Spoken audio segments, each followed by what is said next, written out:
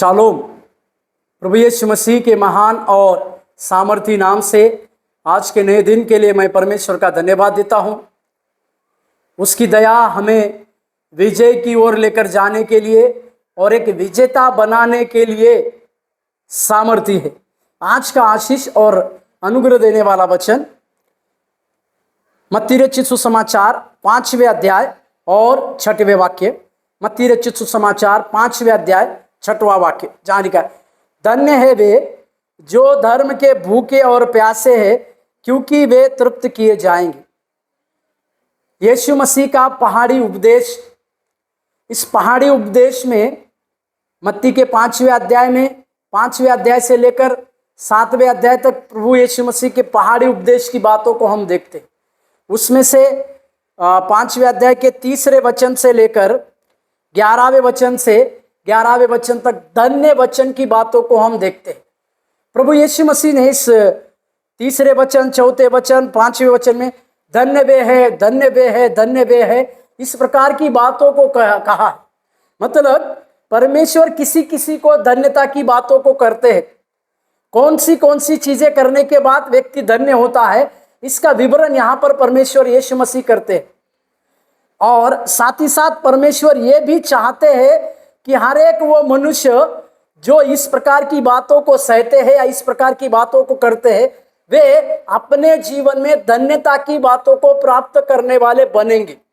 इसी के लिए ये 6वें वचन की अगर बातों को हम देखेंगे तो यहाँ पर लिखा हुआ है, कौन व्यक्ति धन्य है। इसके बारे में यीशु मसीह ने कहा, जो धर्म के भूखे और प्यासे हैं। इस जीवन को जीते समय कई प्रकार के मतलब जीवन को जीने के लिए खाने की भूख हमें रहती है, और प्यास जीवन को जीने के लिए भोजन, जिस प्रकार से भोजन आवश्यक है उसी तरह से पानी को पीना भी आवश्यक है। खाना और पीना, इसके द्वारा हम अपनी भूखेपन को और प्यासेपन की बातों को तृप्त करते हैं। परंतु इसी बातों का संदर्भ लेकर प्रभु यीशु मसीह ने एक बात को कहा कि जो लोग धर्म के भूखे और प्यासे हैं, मतलब यीशु मसीह किसी धर्म को स्थापित करने के लिए नहीं आए थे।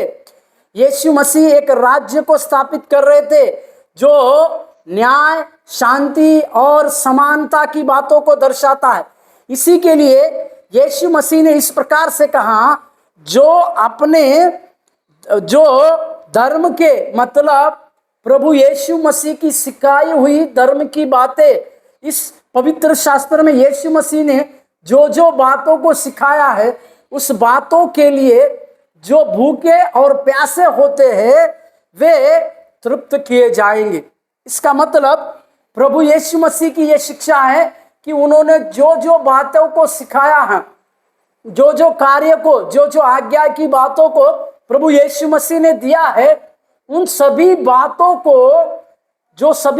को प्राप्त करने की ताकत रखते हैं या उन्हीं बातों के लिए भूखा और प्यासा होते हैं, वे सब परमेश्वर के द्वारा तृप्त किए जाएंगे। अब सवेरे के समय में मेरे प्यारों, हमारे भी अंदर इसी प्रकार की भूख और इसी प्रकार की प्यास आने पाए, ताकि हम परमेश्वर के द्वारा तृप्त किए जाए। प्रभु इस प्रकार का अनुग्रह हमारे जीवन में दे। प्रभु आपको आशीष।